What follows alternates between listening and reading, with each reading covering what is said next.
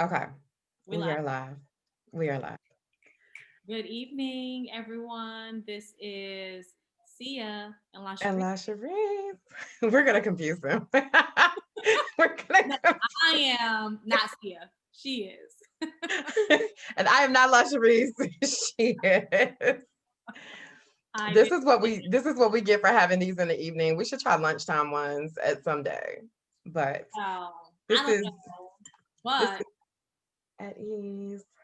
see, that's not fair. She has her mug. She knows I don't have my mug. In fact, we realized that during the last meeting, she was asking me, "Do I have my mug?" But yet she's still showing off. It's cool. I do have a mug. I am I official. came prepared. Don't be mad. I was prepared. I could go all the way to Richmond to Please get don't. my mug, No, but ma'am. I'm pretty We sure are virtual for a reason. Delegate aired. How is session going for you so far? Delegate Prize session is moving at lightning speed. It's funny because I forget where I read this, but someone said the house is producing magic because if you were like me, I was in general laws, appropriations, and a health subcommittee presenting a bill all at the same time. And that means I had one Zoom meeting going on the laptop, one going on the iPad, one going on another device. And I'm gonna tell you what has been really, really important to me, like not to get too serious or whatever, but like I'm so glad my parents instilled in me the importance of preparation because I feel like if I'm prepared for it, I can do it because I already know, what I've already engaged with citizens from my district. I've already residents from my district. I've already engaged with, lobbyists and stakeholders, and I'm pretty well educated on the issues. If I have a question, I chime in. If I have a motion, I chime in. If not for that, I would have just shut all this down and gone for a walk because this is crazy. But it is the most accessible session we've ever had where you can literally give testimony from sitting on your front porch. It was warm today. I sat on my front porch a little bit. Absolutely. And furthermore, there have been so many people to submit their testimony in advance. I Yeah. mean, it seemed as though this was something that obviously could have already been done even when we were in person, but people are really getting into the groove of that level of access. And it has just been such a tremendous help. So, it was a busy Tuesday. Tuesday felt like Monday, It did. but It we are did. getting through and we are getting the work done. Yes, absolutely. And we'll drop a link. Tempest, my chief of staff, and I recorded a video talking about how you can stay engaged, how to get involved with our office, but also how you can offer public comment, track bills, all of that. We do screen shares so you can follow the websites. So we'll be sure to put that link in the chat. But today, as promised, we are going to talk about some of the bills that we are carrying, the budget process, some of our budget amendments. So, Delegate Air, would you like to talk about some of your legislation? So Delegate Price wants to get right into the business of things, but I have to pause her for half a session because there is no way we are going to have this conversation on the eve of the inauguration Yes, and ma'am. not mention the inauguration. Yes. I asked her if we could talk about Amanda Chase, but she didn't want to do that. So What is there to say? Is the point there? I heard everything that needed to be said. Take the mic. Take the power. Please be gone. And the end. So we are going to scoot past that. I don't have any Okay. tea to put in a mug to sip on. So we're going to move right along. But just know it's top of mind. It's being talked about just a little bit. But in all seriousness, the fact that we are all here having survived the last 4 years, and we will now have the inauguration of President elect Biden, Vice President elect Harris tomorrow. It just means so much. And I really, really think that we all, in our own time, need to just truly take a minute and think about how much that transition represents for us, our families, this country, and quite frankly, this world from a global standpoint. And not to get all mushy and all serious, but I just really want to remind everyone to find some time to reflect and take it all in. I mean, it's practically been shoved in our faces, and so you can't really ignore it, but in a really personal type of way, take a moment to just reflect. And then tomorrow we're going to celebrate. I know I will. I hope you will, um, because there is only one day for celebration, and then we have to get back to work. But speaking of work, okay. But wait, because since you brought it up, did y'all see the list that our tomorrow president has ready for day one? Like the amount of stuff. No, because like it's kind of how I felt when we came into 2020, but it's like the amount of stuff that we have to undo in order to get to the like the progressive parts of, it's just like we gotta undo this. We gotta make things more like let's get back to zero because he done dug us a hole to -50. Let's get back to zero so then we can move forward. That's exactly how I felt in January 2020. And it's still a little bit of how I feel as we're looking at our legislation, still trying to undo some stuff before we can really get to, some of the meat of what we're after. So shout out to our tomorrow president, Joseph Biden. Shout out to our tomorrow vice president, member of Alpha, Kappa Alpha, Sorority Incorporated, B. Kamala Harris. Also, shout out to the National Guard that's not racist, that's doing their job and there to protect all people. And we appreciate, in all seriousness, what it is that you're doing in DC to protect residents of this, our country, our own country. See, So, since you got me I started, slowly wound her up. I I'm knew it back. was coming, and there it is. Your bills, ma'am. Oh, and drop your comments and your questions. We're monitoring. About the work happening at the state level. Well, I'm excited. Last week, in addition to this week, has been a very busy week. I'm not going to go through all of my bills, but I would like to, pat myself on the back just a little bit for already getting some bills moving and on their way. You may have seen, and I am super excited about our facial recognition legislation from an incidents that we have seen, incidents, I should say, that we have seen happening around the country, but also here in the Commonwealth, which is our local law enforcement agencies using facial recognition technology in our communities. If you are not up to speed on the problems and the biases that exist with this technology and their databases, I encourage you to do just a simple and quick Google search.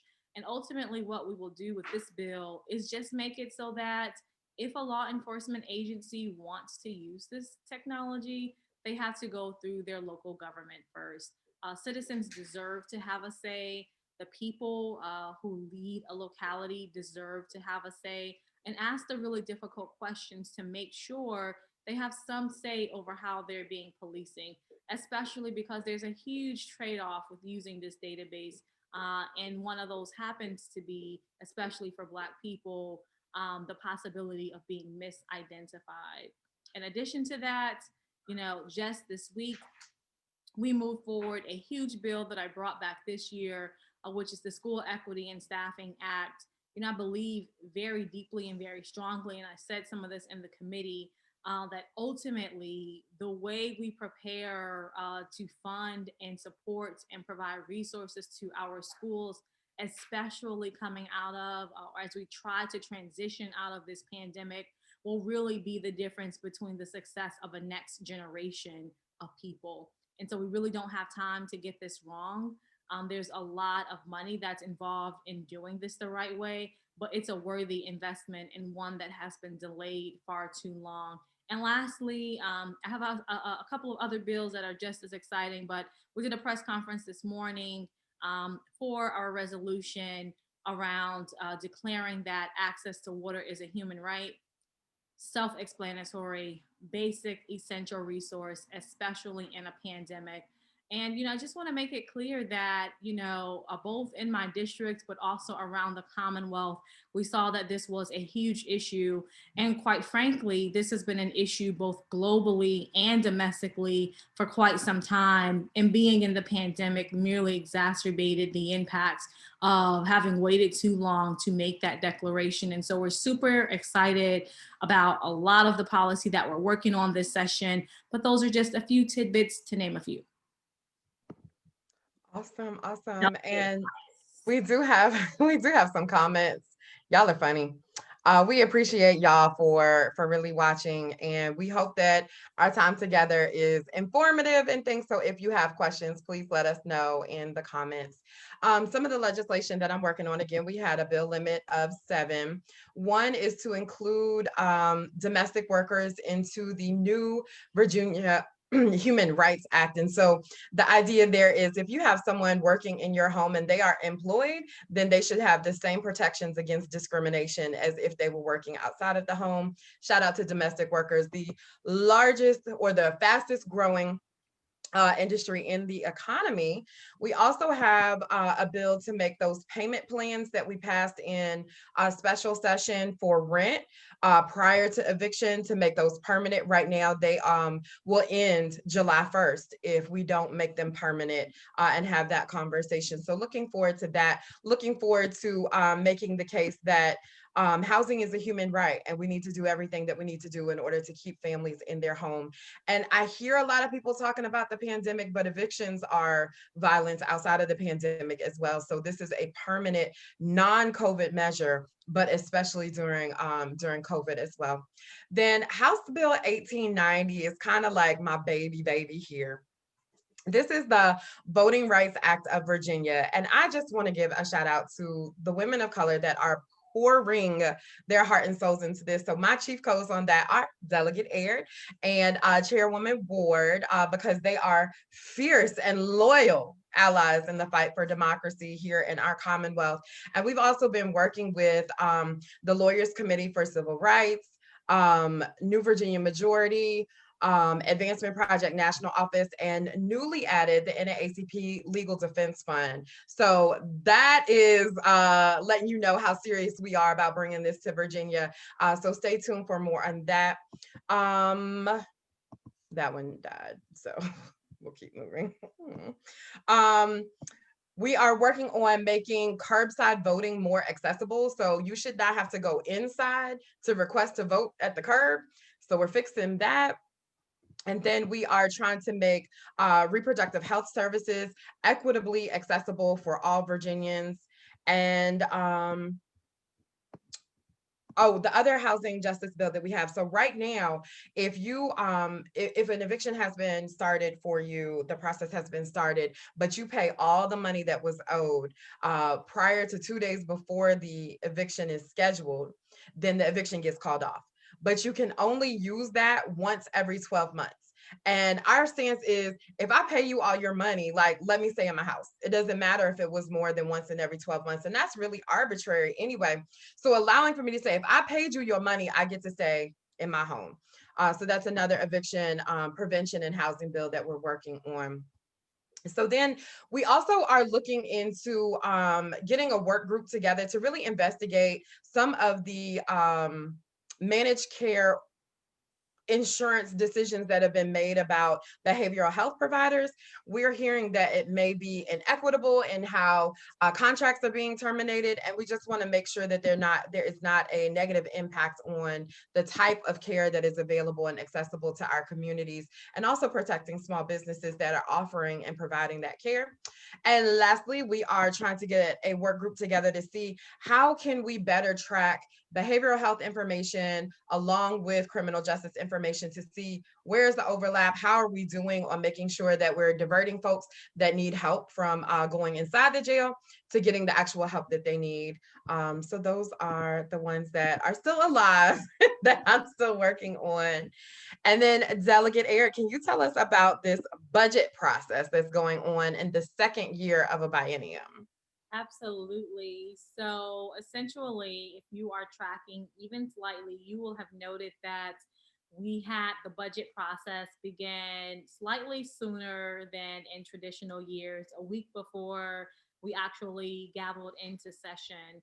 And yesterday, we went through and heard every member's top three budget priorities of the budget amendments that they put in on the budget, on the appropriations committee. And so essentially, that allows the members to hear testimony from the representative that has put in a specific budget amendment. And just as a simple reminder, if you don't know what your member is carrying by way of budget amendments and what their financial priorities are, you can find that information in the same place that you find their legislation. So on lis.virginia.gov, we'll drop the link down below. You can go to their name and to their page, and underneath chief patron, co-patron, and all that, you will see budget amendments, and that will allow you to see everything that they have put in to make a request for money. But moving forward, we have heard all of their budget amendment requests, at least the top three anyway. And soon, members of the subcommittees where those budget amendments will be categorized will do a bit more of due diligence to try and find the money. As you know, we have actually a favorable economic standing in the Commonwealth. We're very fortunate in that regard, but there are also fixed costs that we are responsible for, and then determining how the budget amendments that have been introduced match up with the priorities that have been outlined by the governor is part of the process that we will be assessing in the coming days and weeks. Just to plug a few budget amendments that I am working on. I'm excited to continue the work that Delegate Price and I have been doing around doulas. During the last session, we put in the process and or began the process to certify community doulas so that they can be reimbursed by Medicaid. And now I have a budget amendment in that will allow for a work group to be put together that ultimately will help with the implementation process for those reimbursements. In addition to that, as you know, we raised the minimum wage by way of policy, and we will experience incremental raises within the next year and year and a half.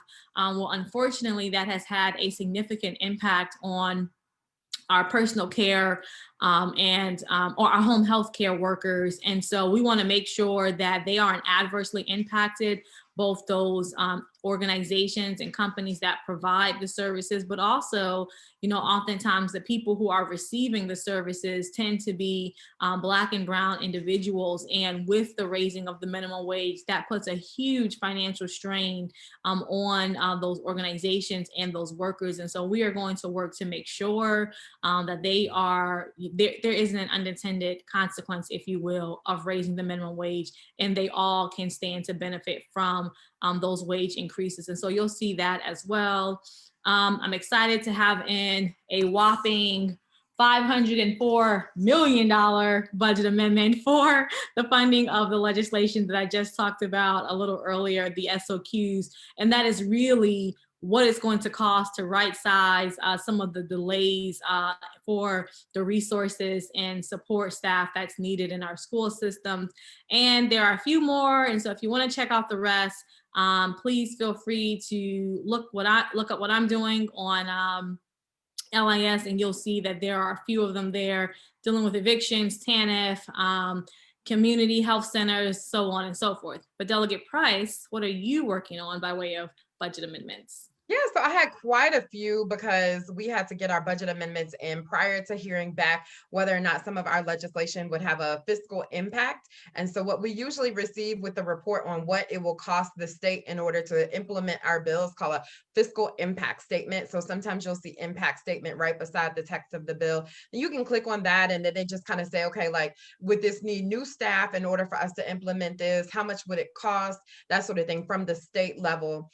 So without having gotten them, some of the budget amendments that you'll see are kind of like placeholders until we see if there's an actual cost. But the other ones that were not associated with legislation, we passed House Bill 420 in 2020, where it was basically asking the Virginia Department of Emergency Management to look at their programs and their services and see how we could integrate more information being available in languages other than English, whether it's American Sign Language or Spanish or Tagalog, whatever is needed, based on the fact that we have residents in evacuation zone A that in the last hurricane had no clue what an evacuation zone was or what they should do because the instructions were not readily available. So from that report that we got from VDM, who, by the way, shout out to them under the direction of Mr. Curtis Brown, they have been innovative and really working on this area, especially within the pandemic and trying to see what they can do better. But one of the ones I'm pushing for is a position within their organization specifically devoted to this. And so we are hopeful that we can get that. In addition to that, enterprise zones are used, localities use them for leverage to, get new businesses to come to their area. Well, we had put additional funding in at the regular session, pandemic hit, we unallotted a lot of things in April, and unfortunately not everything we unallotted was reallotted when we came back in November. And so we're trying to get that money put back in there. And then the Voting Rights Act will have some funding attached to it in order to make sure that the state is doing what it's supposed to do. And then lastly, I put in one for a fund for kind of like COVID relief for farmers or folks that work within the agricultural area.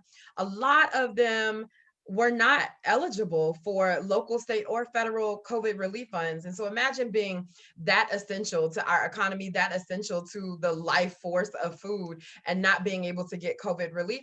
So the state would set up their own COVID relief fund for those farmers or those that work within agriculture that were not eligible for previous relief. So that is some of what I'm working on. But I want to see if we have any questions. So Morgan, hey Morgan. Morgan asked, what about the ABC laws that were only in place because of the state of emergency, specifically delivery and such? Feels like money left on the table if it gets reversed. So We've got a right bill for that. now, We've got a bill for that. so right now, actually, you will see that, and not even just ABC, quite frankly, but there are a number of COVID policies that were adopted during the special session that seem like, oh, why weren't we doing this anyway? And there is actually legislation that has been put in to make a lot of these things permanent. Specifically around ABC, there is legislation. I don't have the bill number in front of me, but there is, we can get that and drop it later on, but there is legislation to that effect. I'll say the same is true for some of the voting provisions that we put in the budget during the last session. I would say Telemedicine. telemedicine, reporting of information.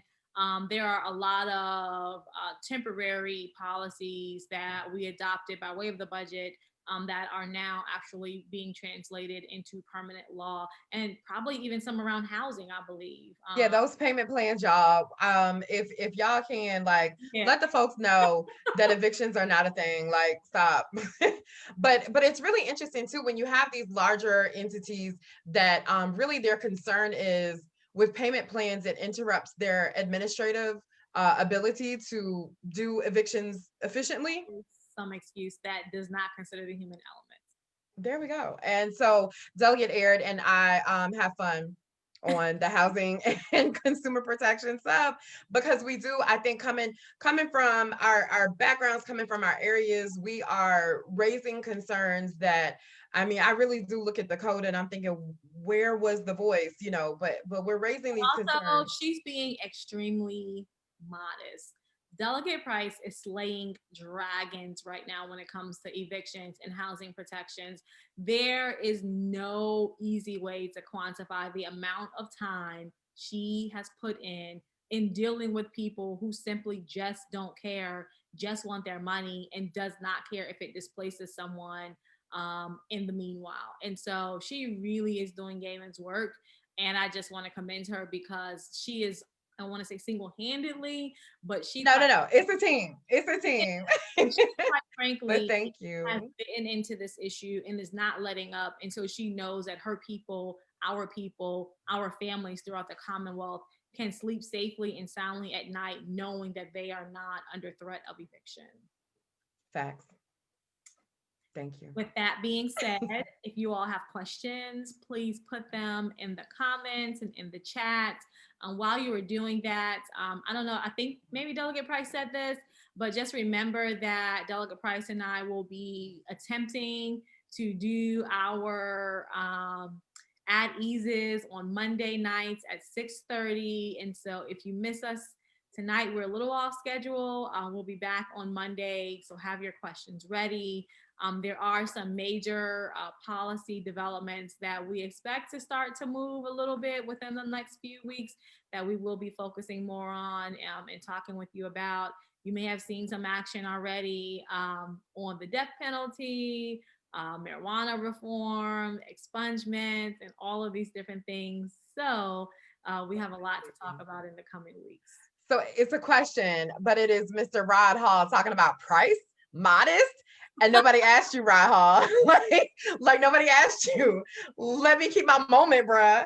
But I will tell my mother that you said hi and not that you were picking on me. So shout out to Rod Hall. Go And Rod. that's We're excited that maybe one day you'll make a special appearance on At Ease. Got to get out there and that do should be a some plan. work first, and then Yeah. invite you on. That should be a plan. And don't forget, Mondays at 6:30. So we're gonna try for Mondays at 6:30. And then of course, if there are any major developments that are happening, we can come back. But maybe y'all need that time to come up with some questions. Maybe y'all don't have questions. Cool, because there's a lot to do tonight before I can go to sleep. Yeah. Speaking of meetings with about legislation. Okay. So let's end on a super positive note. What is your biggest hope for session? That's loaded. It is. And totally off guard. Yeah. I think that if we can, well, obviously pass my bills, right? A. And then B. Pass my bills, that would be great. But I will say, in all honesty, if we can get through this session, continuing to provide relief for families, because I consider this to be Virginians, and quite frankly, everyone's most vulnerable time. That I can't place another period of time in my lifetime, right? Maybe 9/11, but however, I was much younger than. So I mean, like in a stage where I can do something, people are in such a vulnerable position. And so I joke and say pass my legislation, but really those policies that are going to continue to provide relief and protection for people that are in need the most. That is all I can ask for this session. And that includes, strong improvements and continued evolution of this vaccination process. Yes. So, I think I said it last week or whatever, but Delegate Aaron and I do not seem to find our way to easy bills. So when we come up here, we try to make it light, we try to make it fun, but understand, like she's talking about reforming the entire educational system. Like that is not something that comes easy. And when you slap on $500 million, people aren't even, but it's something that we need to fight for, making sure that, is it worded such that racism, it would be the, So tell us about your resolution before I go to my hope. I didn't even talk about all the bills, but one of them that I feel like Delegate Price is alluding to and that I should mention is the resolution that declares racism a public health crisis. This spans across all facets. I mean, in our healthcare industry, in our school divisions, in our school systems, criminal justice systems, transportation system. I mean, you name it. It permeates every aspect of government. And it really is time for us to tear up the foundation and reset it, because until we begin to structurally change these systems, we will continue to see some of these policies adversely impact Black and Brown people. And so this resolution, it does lay out some very specific action items, but make no mistake about it, it is a first step, but a critical step that we need to take here in the Commonwealth. Awesome. So I think for my hope, I hope on the national and state level that we will be who we say we are. And so on every flyer that we've sent out, on every phone call or text message that someone sent out on our behalf in order for us to occupy these seats, that we will be that and do that and live up to the promises that we've made. Um, yeah, because I think if we can do that, then that bold agenda that we've pushed forward can become a reality. And it's really based off what the Commonwealth needs. So I'm looking forward to that. Thank you all for joining us one more nights with Cia and Lashrecse at ease. And we look forward to seeing you back on Monday at 6:30. All right, bye. Bye.